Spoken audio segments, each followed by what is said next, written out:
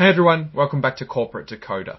Ever wonder what gold companies do when they're not digging up treasure? This US Gold Corp report might surprise you. It's less about gold and more about expenses and some paper gold certificates. Stick around, we're going to decode what's really happening beneath the surface. Let's dive into this Form 10Q, which is like a quarterly checkup on the company's health.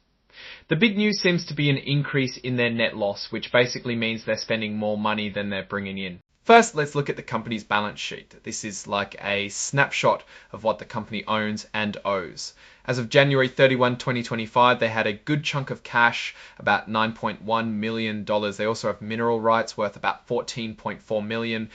Their total current assets, which are things they can quickly turn into cash, are around $10 million. Now, for the other side of the balance sheet liabilities, their total current liabilities, which are debts due soon, are much smaller, around $800,000. However, they also have some long-term liabilities. Notably, their warrant liability is almost $7 million, which we'll talk about later, and their asset retirement obligation, which is money set aside for cleaning up mining sites, is about $330,000. Overall, their total liabilities are about $8.5 million. Now let's move on to the income statement, which shows how much money they made or lost. Unfortunately, US Gold Corp reported no net revenues. That's right, $0. But they did have a lot of operating expenses, more than $5 million for the 3 months ended January 31, 2025. This led to a big loss from operations. Adding to the financial pressure, there was also a change in the fair value of their warrant liability, costing them another $1.3 million. Interest income does offer a small offset though. The bottom line, a net loss of over $6.3 million for those 3 months. Earnings per share, another important metric, showed a loss of 54 cents per share.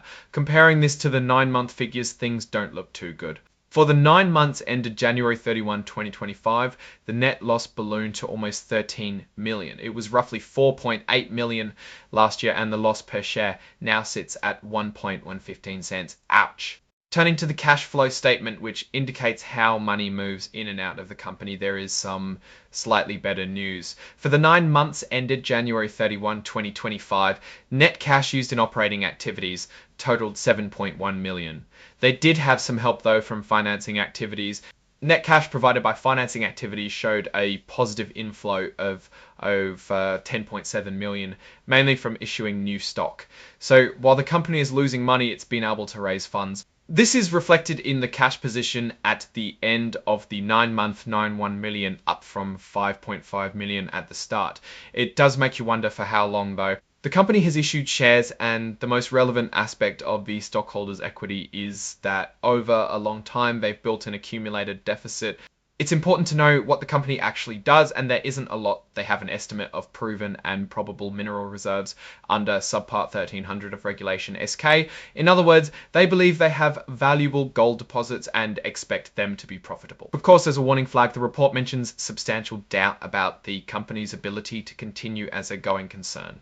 This means there's a real risk they might not have enough money to stay afloat for the next year without raising more. Looking at mineral rights, we see the CK Gold Project, Keystone Project, and Chalice Gold Project. The report says it doesn't contain proven and probable mineral reserves. All activities are exploratory, meaning a lot of risks involved. The warrant liability is a bit complex but important. These liabilities are affected by stock price, which in turn can trigger additional requirements from the company. Finally, there's the usual legal stuff, including a statement that no executives adopted or terminated insider trading plans during the quarter. So what's the takeaway here? US Gold Corp is burning through cash, has no revenue, and is relying on new stock offerings to stay alive. Their main asset, the CK Gold Project, is still in the exploratory phase, which adds a lot of uncertainty. On a positive note, they did secure a key air quality permit and they've managed to raise some capital.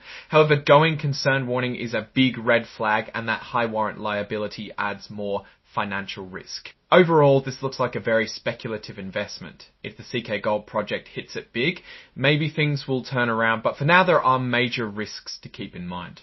Thanks for watching. If you found this breakdown helpful, don't forget to like, comment, and subscribe for more corporate deep dives. See you in the next video.